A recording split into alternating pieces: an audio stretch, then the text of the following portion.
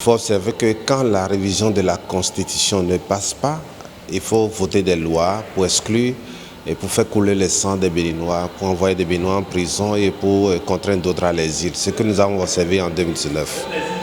Et on a l'impression que c'est la même chose qui se prépare à ce moment. Et ce qu'on peut dire, c'est simplement de la provocation du peuple. Parce que quand vous recevez le mandat du peuple pour le représenter à l'Assemblée nationale, cela ne veut pas dire que l'avis du peuple ne compte plus. Et malgré tout ce que l'on présageait, ils n'ont pas, ils se sont pas détournés de leur projet, qui était un projet ficelé de longue date.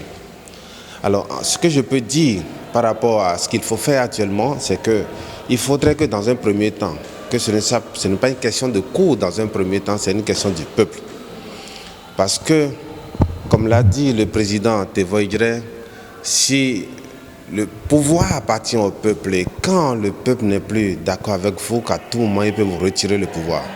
On ne demande pas aux gens une incitation, mais nous devons trouver les moyens quand nous n'aurons plus le choix de pouvoir restaurer ce qui nous appartient en termes de démocratie, de liberté d'expression. Nous devons pouvoir agir pour pouvoir reprendre ce qui nous revient.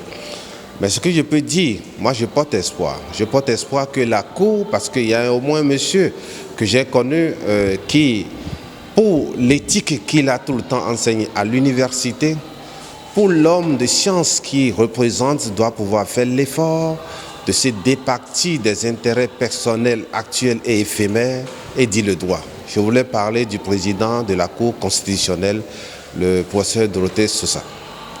Je le dis parce que la Cour constitutionnelle, au moins pas 2 fois, avait déjà notifié dans des décisions partagées, tout le monde l'a lu, que le parrainage, dans un premier temps, est un acte personnel, qu'un acte en réalité individuel, que chaque député qui a reçu mandat des peuples doit pouvoir l'exercer.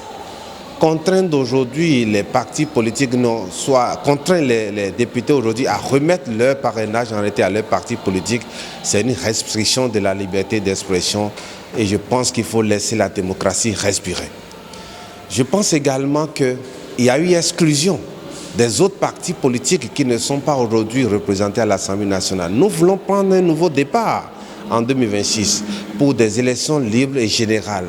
Il est de bon ton qu'on puisse donner l'opportunité à chaque formation politique de pouvoir aller aux élections, de pouvoir aller chercher les parrainages et de pouvoir faire compétir ces candidats présidentiels à l'interne.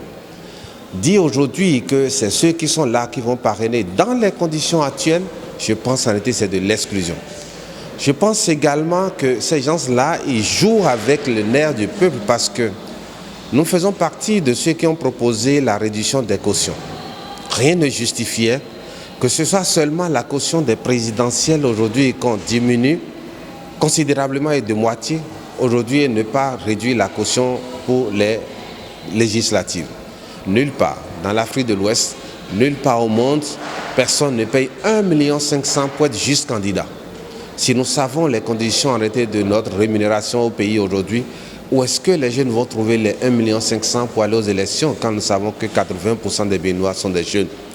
Donc je pense que la Cour a l'obligation, a un devoir républicain et historique de pouvoir rétorquer ces gens-là pour qu'ils puissent revenir sur les décisions.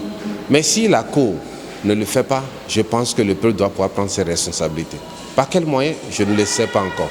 Mais je pense que c'est une question du peuple et c'est une question de la République et ça nous concerne nous tous.